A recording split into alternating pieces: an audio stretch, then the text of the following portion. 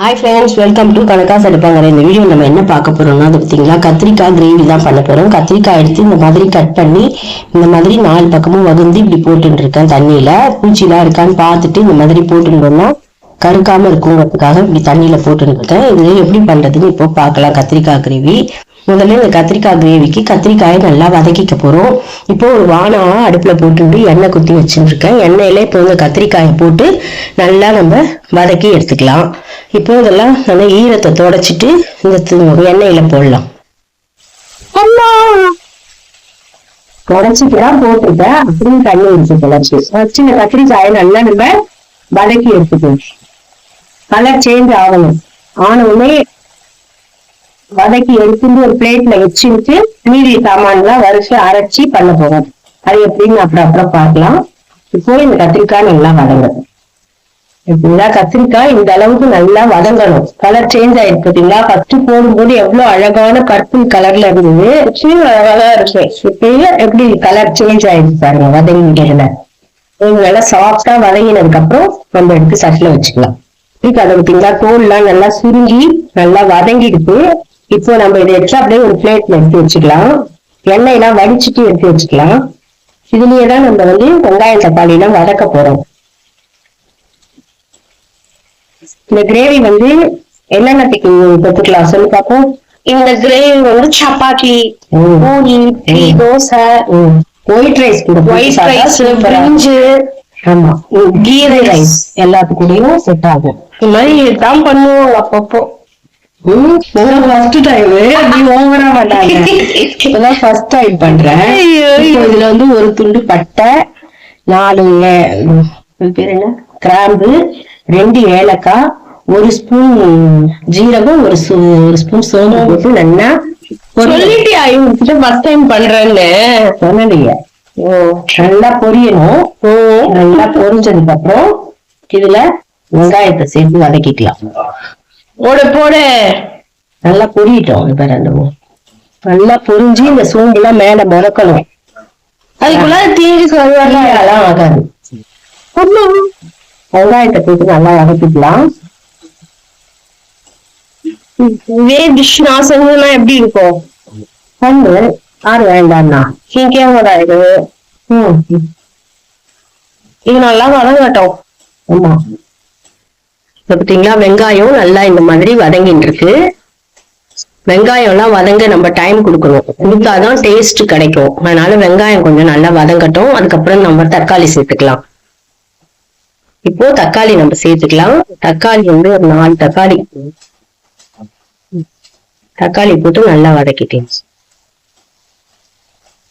தக்காளி போட்டு வதக்கிட்டு அந்த தக்காளி நல்லா வேகணும்ட்டு அந்த தக்காளியை போட்டு கரண்டியால குத்தக்கூடாது. குத்தினா அந்த எண்ணெயில எல்லாமே இறங்கிடும், வேஸ்ட் ஆயிடும் எசன்ஸ் எல்லாம். அதனால அப்படியே வேகட்டும், பார்க்கலாம். அது கூட இப்ப நம்ம கேஷ்யூவும் ஆட் பண்ணிக்கலாம். ஆமா, முந்திரி பருப்பு ஒரு முழு முந்திரி இருந்தது, அது ஒரு 25 முந்திரி பருப்பு. நல்லா இதுதான் தேங்காய்க்கு பதிலா முந்திரி தான். முந்திரி போட்டா நல்லா கிரீமியா சூப்பரா இருக்கும் அந்த கிரேவி. அதனால முந்திரி சேர்த்திருக்கேன். முந்திரி சேர்த்து நல்லா வதங்கட்டும். மூடி வச்சிடலாம். மூடி வச்சு நல்லா வதங்கட்டும். இப்போ மூடி வச்சு இப்போ நல்லா வதங்கணும். தக்காளி வதங்கட்டும்னா உப்பு போடலாமா, கிரேவியில போட்டுக்கலாமா? உப்பு போட்டுக்கலாம். இப்போ இந்த தக்காளி வதங்கணும். இந்த கிரேவிக்கு தக்கன உப்பு இப்பயே போட்டுடலாமா? அப்புறமா 2வது தடவை போட்டுற போறோம், ஞாபகம் இல்லாத. இப்போ இந்த உப்பை நான் இதுல சேர்க்கிறேன். அப்பதான் தக்காளி நல்லா சாஃப்டா வேகும்.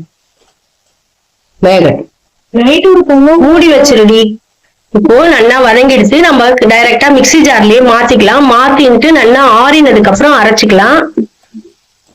இப்போ எல்லாத்தையும் எடுத்து மிக்ஸி ஜார்ல போட்டுக்கிட்டோம். எண்ணெய் வடிச்சு போடு. இப்போ இந்த நம்ம வதக்கி வச்சிருந்தது எல்லாத்தையும் நல்லா பேஸ்டா அரைச்சுட்டோம்.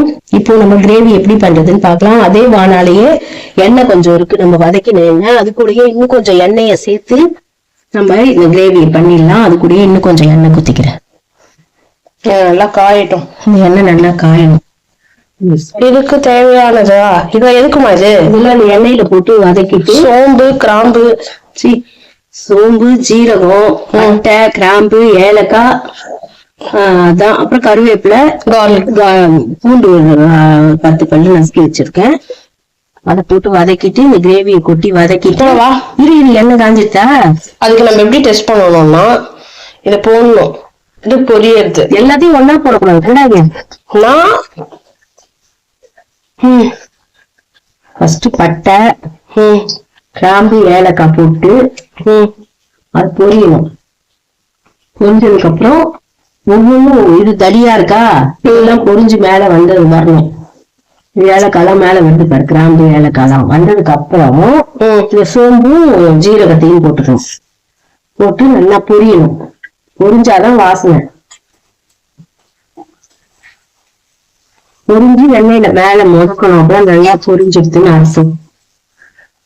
பொரிஞ்சதுக்கு அப்புறம் நம்ம இந்த தட்டி வச்சிருக்கிற இஞ்சி பூண்டு பேஸ்ட் இருந்தா போட்டுக்கலாம். உங்களுக்கு அது பிடிக்காதுன்னா இந்த மாதிரி பூண்டை மட்டும் போட்டுக்கலாம், நல்லா இருக்கும்.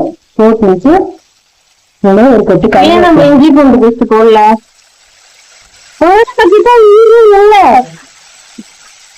ஆமா இஞ்சி இல்ல, அதனால பூண்டை மட்டும் அதுக்கு போட்டு நல்லா வதக்கிட்டு இப்போ நம்ம அரைச்சி வச்சிருக்கிற பேஸ்ட் அதுல சேர்த்துக்கணும்.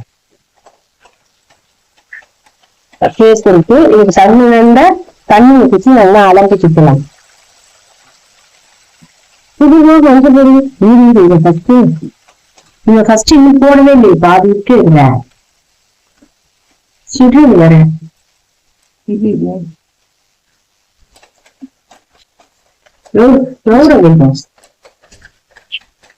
இதுல ஒரு 2 டம்ளர் தண்ணி கொட்டி நல்லா அலம்பி விட்டுது. இப்பதான் நம்மளுக்கு கிரேவி நல்லா வரும்.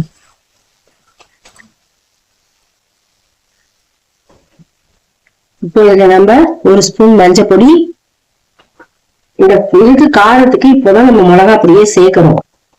காரப்பொடி வந்து இந்த அளவுக்கு ஒரு 3/4 ஸ்பூன் போட்டுக்கிறேன். காரப்பொடி, கரம் மசாலா பொடி ஒரு 3/4 ஸ்பூன். ரொம்ப வாசனை வேண்டாம்ன்றதுனால மைல்டா போட்டுக்கிறேன். 1/2 ஸ்பூன் தான் போடுறேன். போட்டு நல்லா இதை கலரி எண்ணெய் கக்கி வரணும். இது வருது பார்த்தீங்கன்னா சுத்திரும், அந்த மாதிரி எண்ணெய் கக்கி வரணும். இது நல்லா பொடி வாசனை போக நல்லா வதங்கணும். வதங்கினதுக்கு அப்புறம் நம்ம மிக்ஸி ஜார் அலம்பி வச்சிருக்கோம், ஜலத்தையும் சேர்த்துக்கலாம். சேர்த்துட்டு ஒன்னா கொதிக்கட்டும்.